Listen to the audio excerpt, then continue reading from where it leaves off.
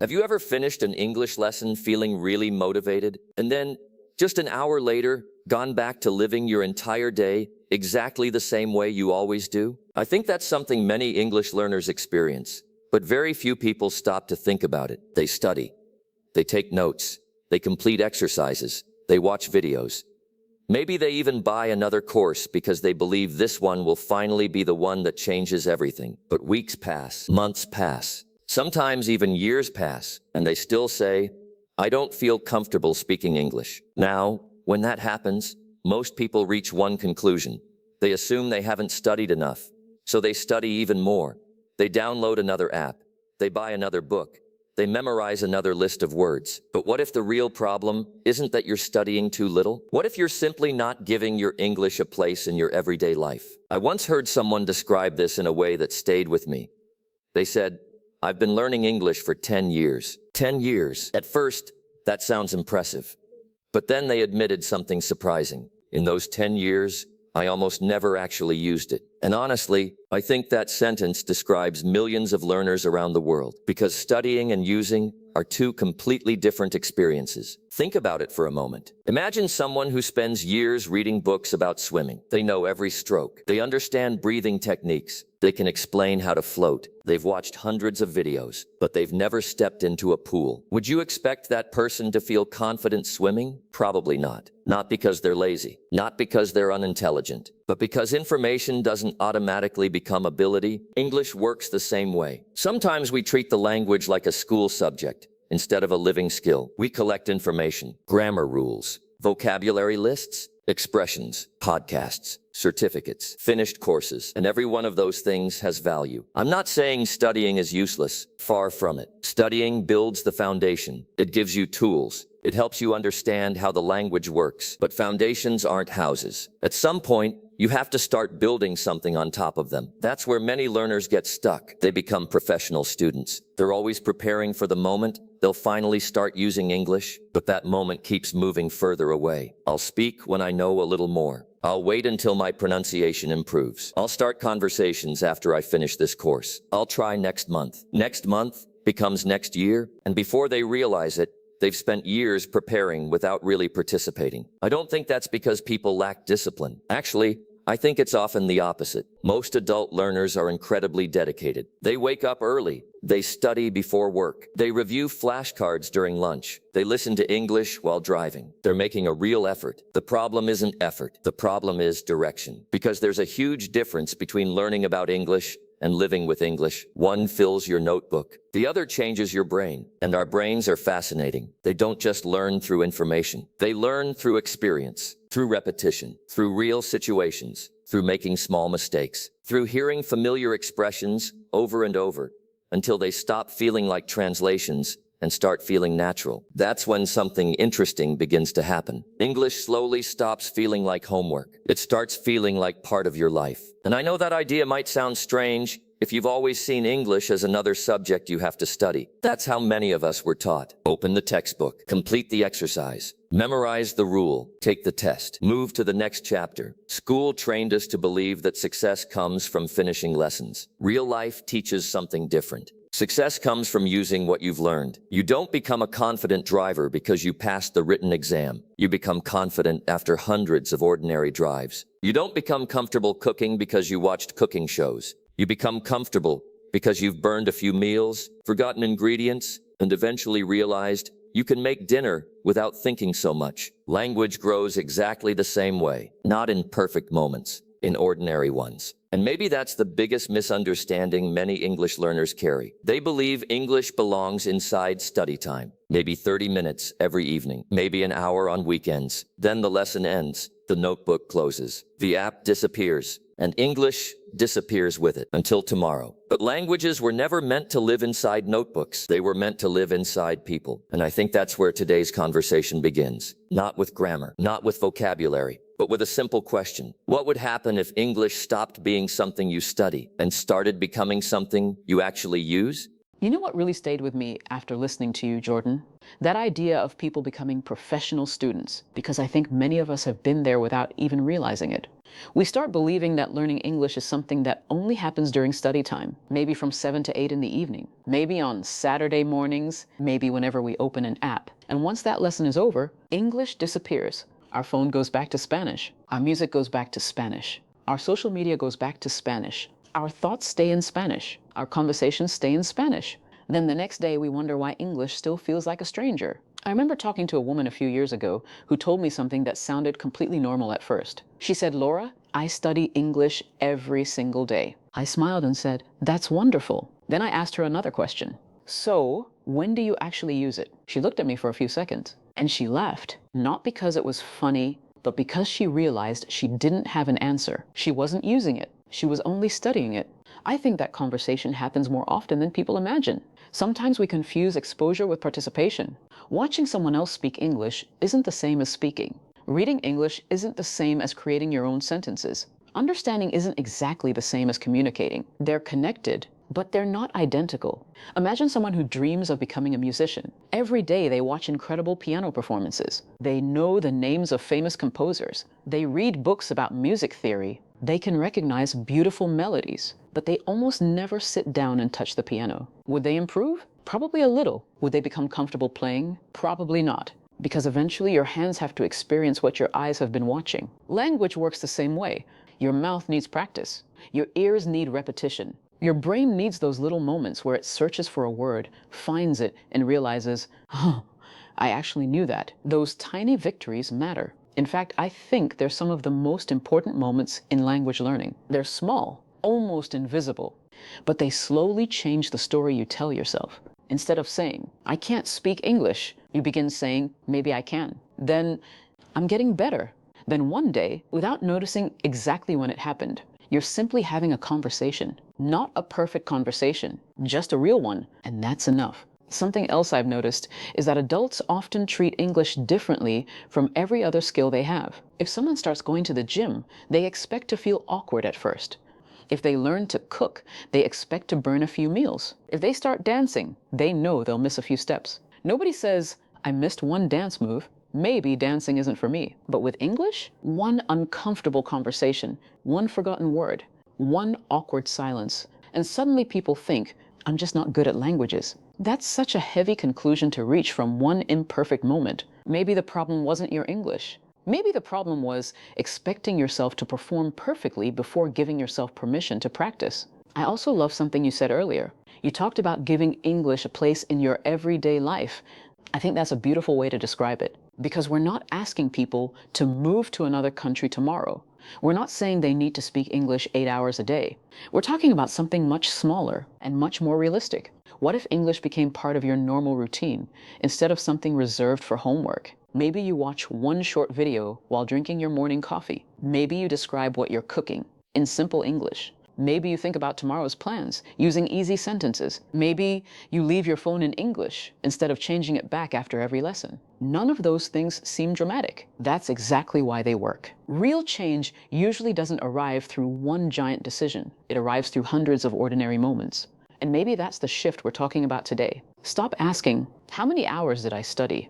Start asking, "How many moments did English actually become part of my life today?" Because I have a feeling that second question changes everything. Laura, I really liked something you said a minute ago. You asked a different question, not how many hours did I study, but how many moments did English become part of my life today? I think that's the question most people never ask, because somewhere along the way, we've been taught that learning automatically turns into ability, but that's almost never true. Think about driving. Imagine someone who reads the driver's manual over and over. They know every road sign. They can explain every traffic law. They pass the written exam with a perfect score. Would you immediately trust them to drive through a busy city during rush hour? Probably not. Why? Because knowledge and skill are close friends, but they're not the same person. One lives in your mind, the other lives in your actions. English is exactly like that. Sometimes learners become frustrated because they expect knowledge to behave like skill. I know this word. I studied this grammar. I've seen this expression before. So when they hesitate during a conversation,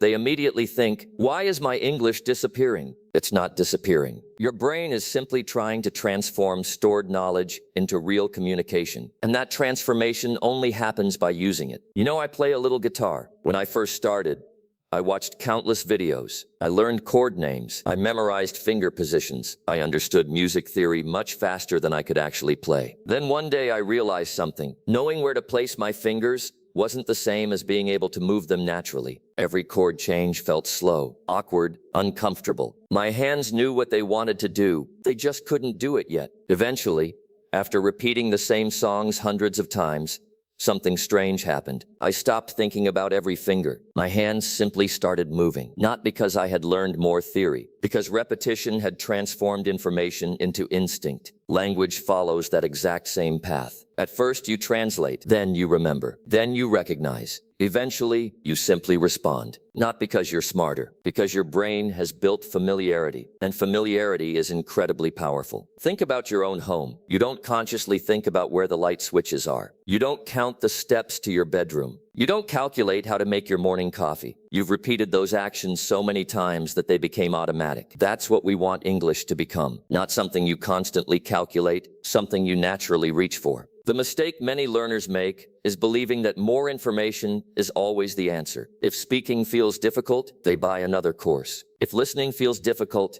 they start another vocabulary notebook. If confidence drops, they search for a different teacher. Again, none of those things are bad. Learning is valuable. Teachers are valuable. Courses are valuable. But imagine going to a gym. Every week you buy a new workout program. Every month you buy new shoes. You watch fitness videos every night. You read about nutrition. You compare protein powders. You organize your workout schedule perfectly, but you rarely lift the weights. At some point, the problem isn't the program anymore. It's that you're spending more time preparing to train than actually training. Sometimes English becomes exactly like that. We optimize our study routine instead of creating opportunities to communicate. And here's the beautiful part. Using English doesn't always mean having an hour-long conversation with a native speaker. I think that idea scares people. They imagine that using English has to be something huge. It doesn't. Using English can mean describing what you're doing while making breakfast. It can mean talking to yourself while driving. It can mean leaving a voice message that nobody else will ever hear. It can mean writing 3 simple sentences before going to bed. Those moments may seem too small to matter, but small repetitions create powerful habits, and habits create confidence. Not overnight, not in a week, but little by little. Confidence grows every time your brain says, "I've done this before." That's why I believe English shouldn't become another subject you're trying to master. It should become another part of your daily life, just like music, just like cooking, just like driving,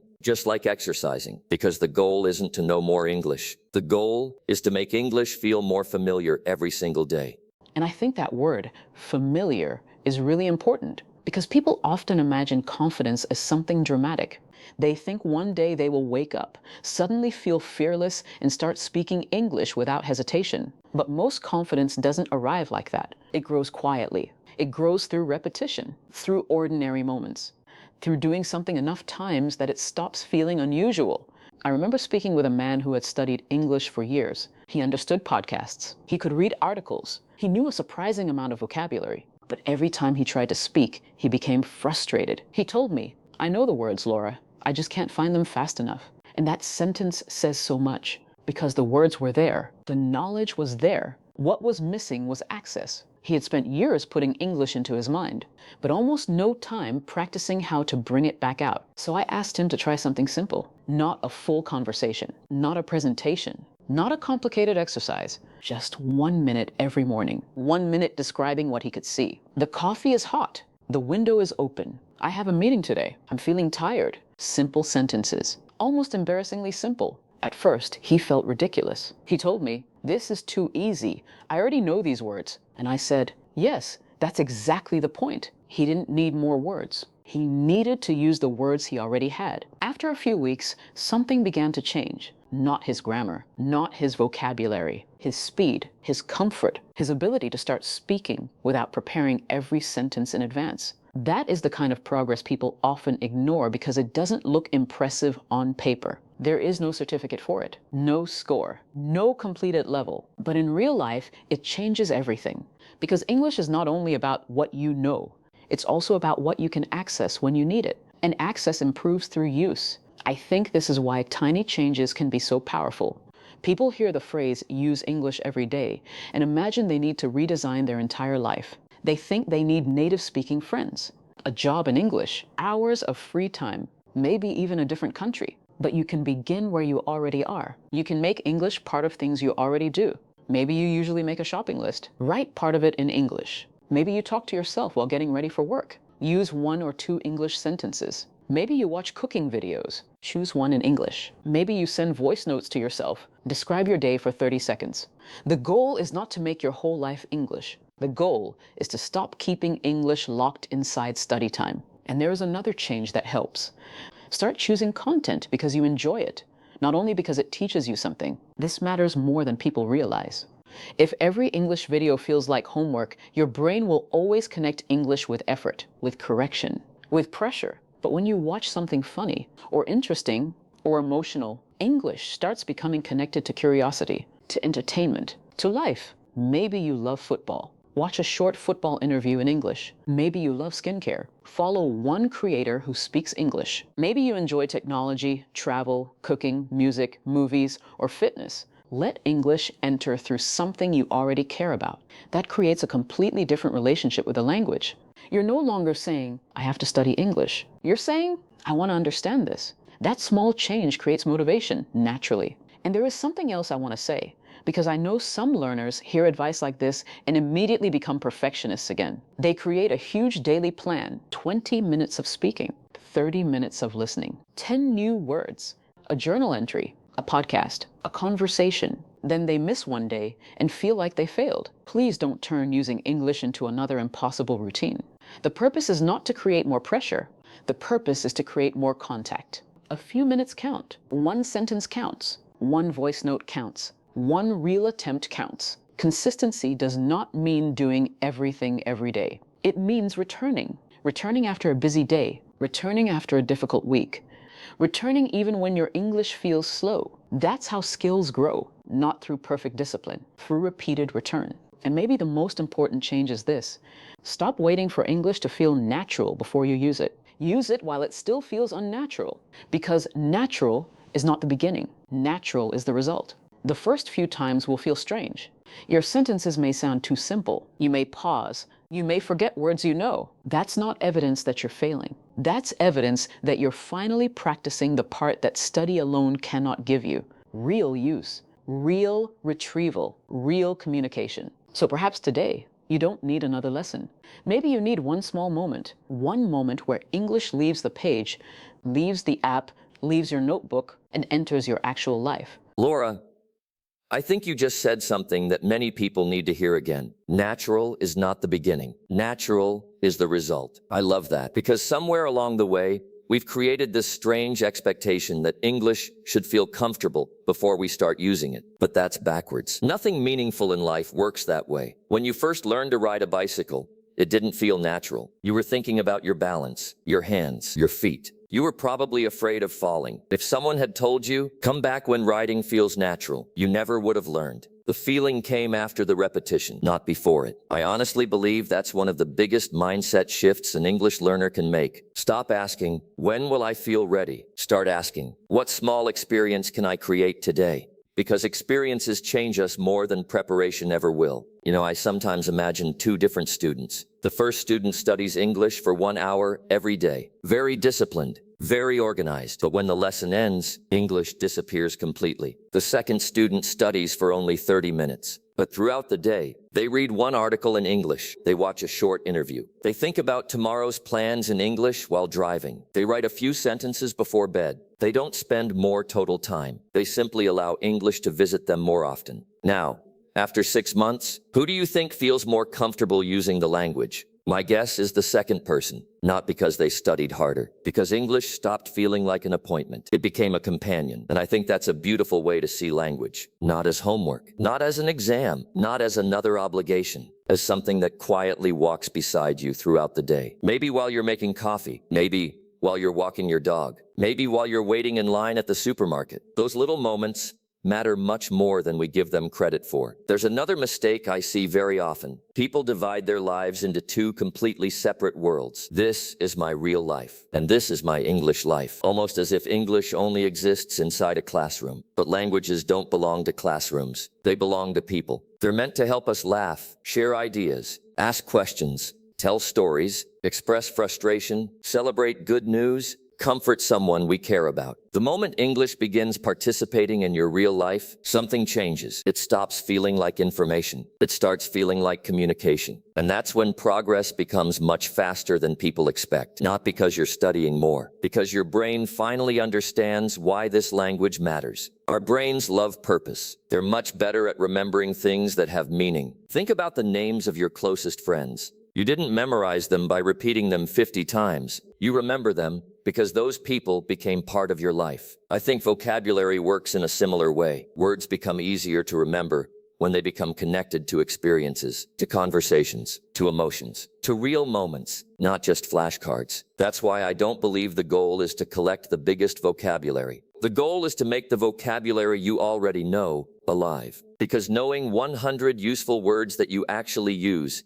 is often far more valuable than recognizing 5,000 words you never touch. And maybe that's a little uncomfortable to hear, because buying another course feels productive. Finishing another chapter feels productive. Checking another lesson off a list feels productive. Using English can feel messy. You hesitate. You search for words. You make mistakes. You repeat yourself. It doesn't always feel like progress. But that's exactly where progress lives, inside those imperfect moments, not outside them. You know, if I could leave everyone watching with just one image today, it would be this. Imagine your English is like a beautiful set of tools sitting inside a toolbox. Every lesson adds another tool, a new word, a new expression, a better understanding of grammar. The toolbox keeps getting bigger, heavier, more complete. But if you never open it, if you never build anything with those tools, does it really matter how many are inside? At some point, the value isn't in owning the tools. The value is in using them. I think that's what this entire conversation has really been about. Not studying less, studying differently, not chasing more information, creating more experiences, not waiting for confidence, building confidence, one ordinary moment at a time. So maybe tomorrow, don't ask yourself, what should I study next? Try asking something much simpler. Where can English join my life today? Because the answer to that question might change your English much more than the next course ever will. And I think that is the perfect question to end with, Jordan. Where can English join my life today? Not next month, not after another course, not when I feel more confident. Today. Because so many people have spent years treating English like a destination, a place they will reach someday, a finish line, a level, a certificate, a moment when they can finally say, now I speak English. But language doesn't really work like that. There is no single moment when everything becomes complete. There is no final day when you stop learning. Even native speakers discover new words. They misunderstand people. They ask someone to repeat something. They search for the right expression. The difference is that they don't see those moments as failure. They see them as communication. And maybe that's the freedom English learners need. The freedom to participate before they feel perfect. The freedom to speak with the words they have. The freedom to pause, to ask questions, to make a sentence simpler, to try again. Because every time you use English in a real moment, you send yourself a message. You say, this language belongs to me too. Maybe not perfectly, maybe not completely, but enough to connect, enough to express something, enough to be understood. And that is what language is for. I want to return to the woman I mentioned earlier, the one who studied English every day but couldn't answer when I asked her when she actually used it. A few months after that conversation, she wrote to me again. She said she hadn't started studying more. In fact, some weeks she studied less, but she had changed the way English appeared in her life. She began recording short voice notes while walking. She watched interviews about topics she already loved. She wrote simple comments online. She started speaking to a coworker in English for a few minutes every Friday. Nothing dramatic, no intensive program, no sudden transformation. But then she wrote something I will never forget. She said, English doesn't feel like a visitor anymore. I think that sentence captures everything we've been trying to say. For years, English would arrive for a lesson, then leave. It was something temporary, something formal, something separate from the rest of her life. But little by little, it stayed. It became familiar. It became useful. It became hers. And that is the real goal, not to make your life perfect in English, not to replace your first language, not to pretend you are someone else, just to create enough space for English to live beside everything you already are. Your work, your interests, your humor, your memories, your dreams, your personality. Because you are not building a new person when you learn English. You are giving the person you already are another way to speak, another way to listen, another way to connect with the world. And that is much more meaningful than completing another lesson. So after this episode ends, maybe don't immediately search for another video. Take 1 minute, look around you, think about your day, and choose one small place where English can enter. Maybe your next thought, your next note, your next search, your next voice message, your next conversation. It doesn't need to be impressive. It only needs to be real. Because the first time you use English outside your lesson, it may feel uncomfortable. The 10th time, it may feel easier. The 100th time, you may not think about it at all. That is how something becomes natural, not through one perfect performance, through many imperfect experiences. So keep studying, keep learning, keep being curious. But don't leave your English trapped inside the lesson. Open the notebook, then take something from it with you. Use one word, one sentence, one idea. Let English follow you into your real life. And when it feels slow, remember this. Slow use is still use. Simple English is still English. An imperfect conversation is still communication. You do not need to wait until you become fluent to start living with the language. Living with a language is how fluency begins. Thank you for spending this time with us. And wherever you are today, we hope English finds one small place in your life and stays there.